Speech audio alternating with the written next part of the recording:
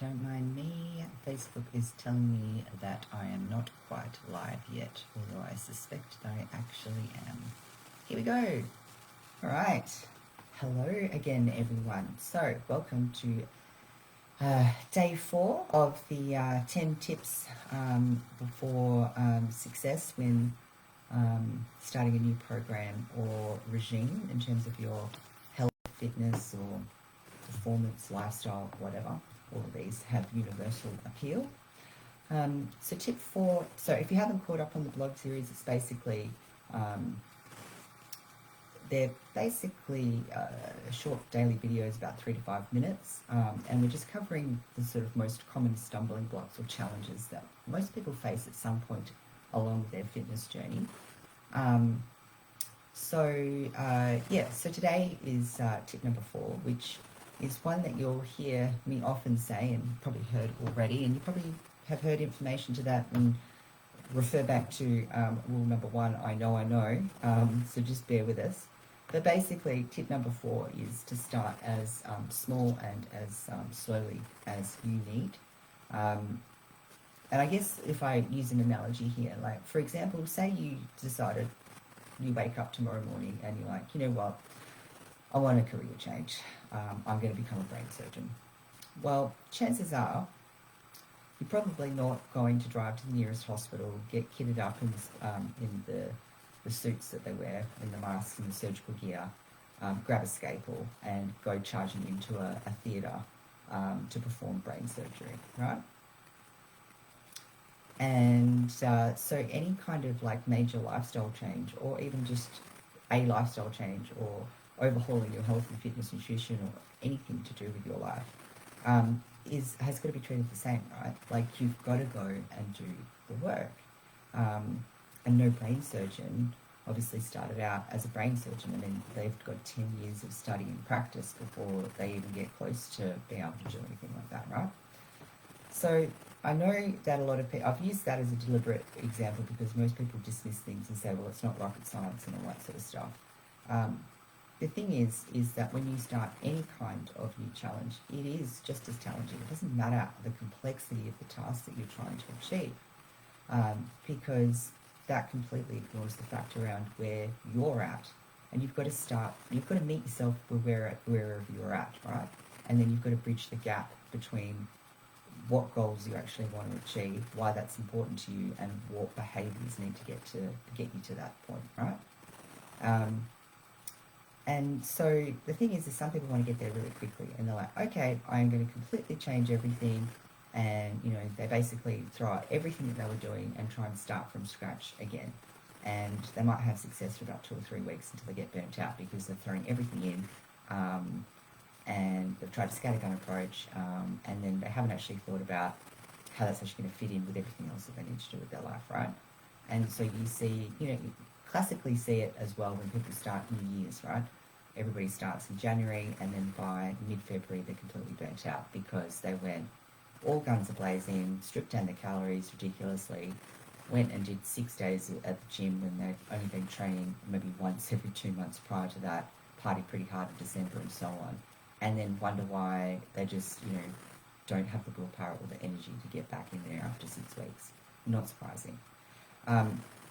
So the trick here is instead of trying to overhaul everything you're doing and changing all of your eating habits, lifestyle habits, even the way a few motivational quotes or motivational videos aren't going to change your entire mindset. Like you've actually got to sit there and do the work and unpack some of the blueprints and some of the conditioning and become aware of what's in the background and your emotional state and all those sorts of things as well.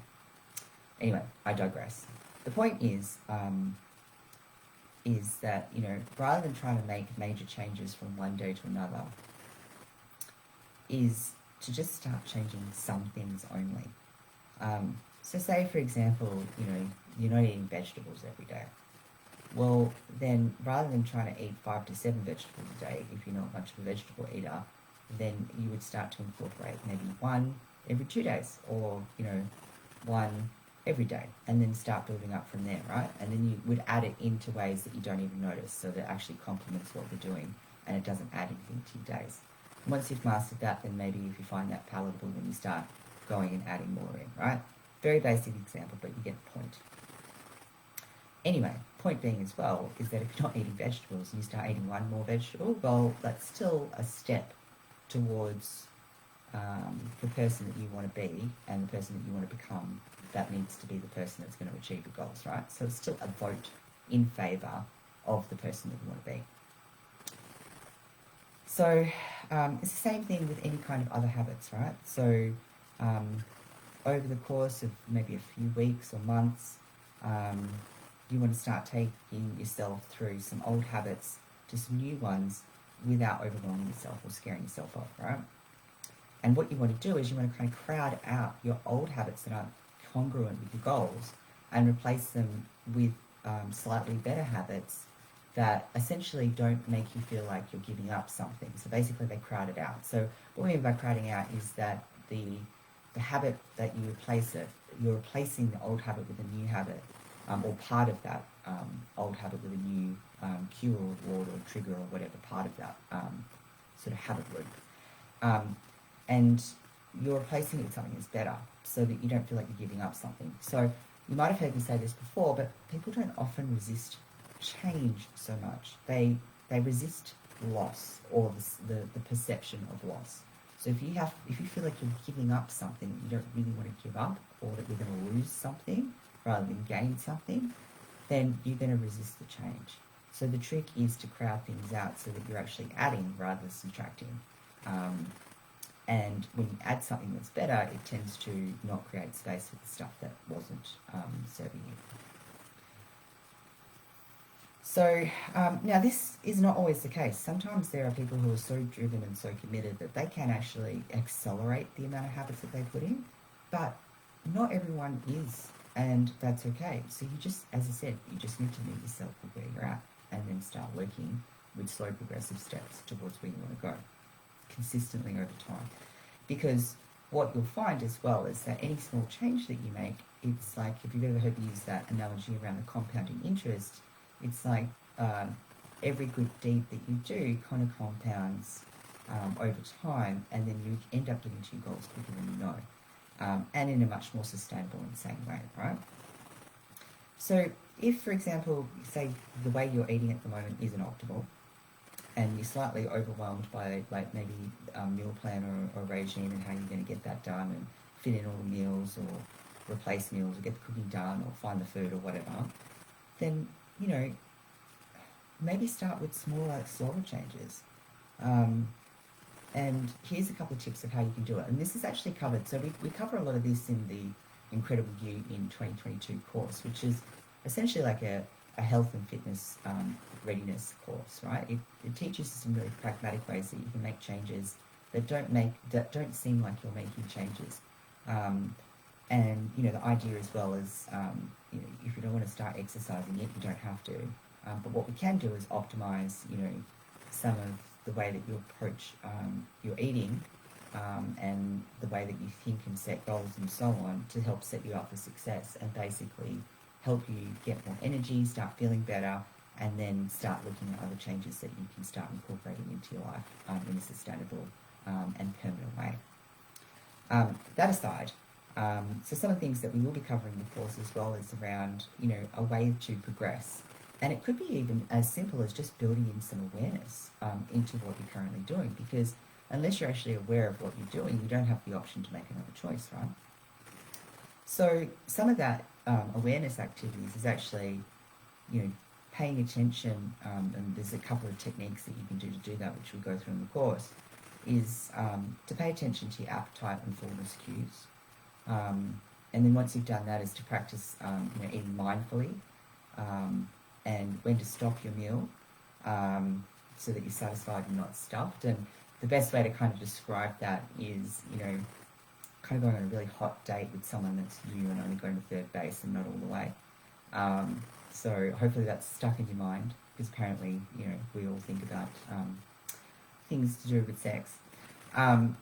So anyway, hopefully if you've got anything out of that, it's, you know, only get to third base with the food. That'll stick in your mind, I bet you. Anyway, moving along. The other thing is as well is, and then after that, you can start looking at, well, how do I add more fruits and veggies to my food? How do I add protein to every meal? How do I make sure that I'm actually getting some, sort of healthier fats in my foods? So that's like an example of a progression through diet. Like if you think about it from the gym, a lot of people fail as well because, as I mentioned before, they go from 0 to 100. And anybody who's starting at the gym, usually you would start with maybe 2 or 3 sessions because you're still going to get benefits from doing that. And there's kind of like a rule of diminishing returns. So you're actually better off starting with less rather than more at the beginning point because you're still going to make a lot of progress in comparison. And you would start by just getting familiar with actually getting used to being under load and getting used to the movement patterns and getting the flexibility and the stability and the strength and the confidence to actually, say, for example, if you're doing weights training, or even from a cardiovascular point of view, right? You're not going to go and run an ultra marathon tomorrow.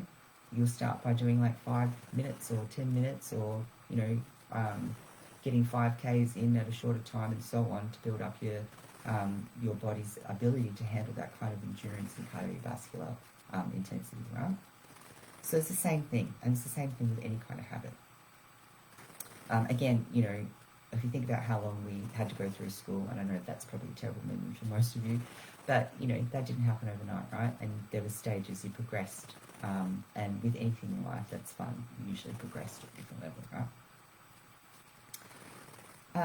So, yeah, I guess basically in summary is all you want to do is make a few changes at a time, with the view of actually implementing all of the strategies that'll actually get there, because most of us know that it's the eating and your exercise regime that will be the most